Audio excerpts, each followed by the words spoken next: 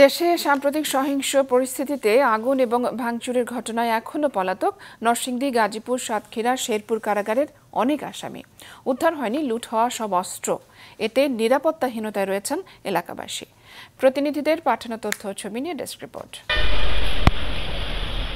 সকালে উঁচু প্রাচীর, লোহার গরাদ কিংবা কন্ডেম সেলের ফটক কোনো কিছুই বাধা হয়ে দাঁড়ায়নি নরসিংদী জেলা কারাগারে প্রবেশে। বন্ধ সব কার্যক্রম। মূল ফটক থেকে শুরু করে কয়েদখানা, রক্ষীদের ব্যারাক এবং কারা হাসপাতাল সহ প্রতিটি কক্ষ সংস্কারে চলছে তোড়জোড়। গেল 19 জুলাই নরসিংদী জেলা কারাগারে হামলা, ভাঙচুর ও অগ্নিকাণ্ড ঘটিয়ে 9 জন জঙ্গিসহ 826 জন আসামির সবাইকেই ছিনিয়ে নেয় দুর্বৃত্তরা।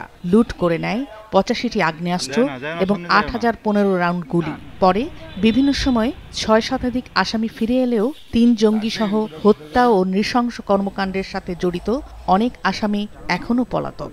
বিষয়টা অনেক ভয়ঙ্কর না? বাইরে অস্ত্রপাতি আছে এবং অনেক আসামি ধরা পড়ে নাই। যে সমস্ত কুখ্যাত লোক এইখান থেকে চলে গেছে, অর্থাৎ কারাগার থেকে চলে গেছে, তাদের অতি তাড়াতাড়ি আইনের সুপর্দ করা হোক। নরসিংদী জেলা কারাগার থেকে যারা অস্ত্র যা কিছু লুট হয়েছে সবকিছু আবার যাতে জমা হয়, আমরা সে আশাই করি।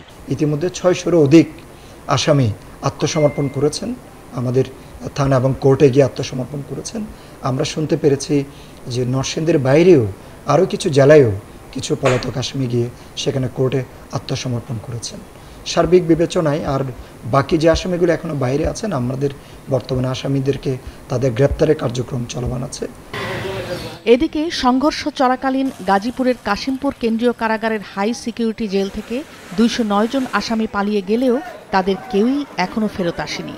গেল 6 আগস্ট কারাগারের মূল ফটকে হামলা এবং ভেতরে কয়েদখানার গেট ভেঙে দেয়াল টপকে পালিয়ে যায় আসামিরা।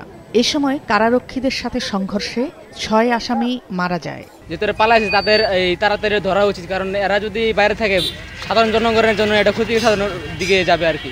জানিও এটা পুলিশ নিরাপত্তা এরা জানাই আছে, এখন বিচারে বাই করা দরকার।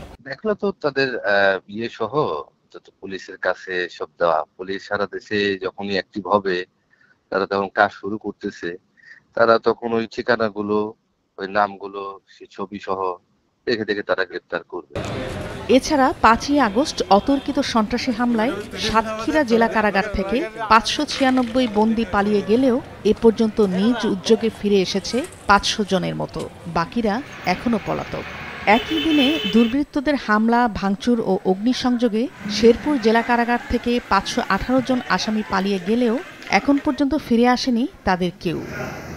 এছাড়া লুট হওয়া 9টি অস্ত্রের মধ্যে উদ্ধার করা হয়েছে মাত্র 3টি।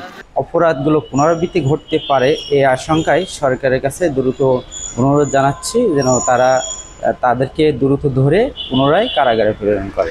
অন্তর্বর্তীকালীন সরকার তাদের ব্যাপারে যদি ব্যবস্থা নেয় যাদের ফিরিয়ে আনার ব্যাপারে, তাহলে এই উদ্বেগ, উৎকণ্ঠা সাতক্ষীরাবাসীর থাকবে না। কারা কর্তৃপক্ষ জানায়, জেল পলাতক আসামিরা ফিরে না এলে প্রত্যেককে আরও 3 বছর কারাদণ্ড ভোগ করতে হবে এবং এ বিষয়ে আপিল অগ্রহণযোগ্য। নাদিয়া আফরিন, মাছরাঙা নিউজ ডেস্ক।